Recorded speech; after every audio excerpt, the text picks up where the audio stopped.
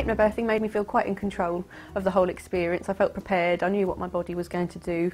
Hypnobirthing definitely changed my experience of birth, because at the start I was so frightened. I couldn't imagine giving birth. Hypnobirthing appealed to us over the more traditional ways. It seemed a bit new. It was encouraging that you wouldn't have to use drugs necessarily. I found out about hypnobirthing from my midwife because I was very, very nervous about the thought of the birth. It just sounded really encouraging that there was a way to give birth without it being painful and terrifying. You're not going into a trance to give birth. It's all about deep relaxation and kind of bringing yourself back to basics and back to, you know, getting rid of all the kind of preconceptions that you have about childbirth. The hypnobirthing course consisted of relaxation exercises, was giving you lots of clues and tips, wasn't it, on how best to help mum in labour. Massage techniques. In the class, obviously Terry just goes through all the scripts and answers all of the questions that we had about giving birth and about all the different ideas that we had. So it was like an NCT class as well, in that you answered all of your questions about the birth.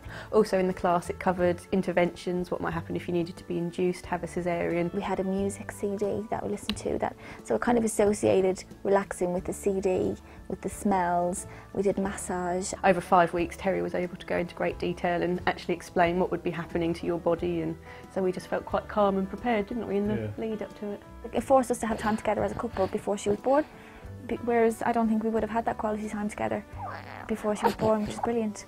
Before the birth we prepared with listening to a CD, reading the book, having some music, having essential oils and massage.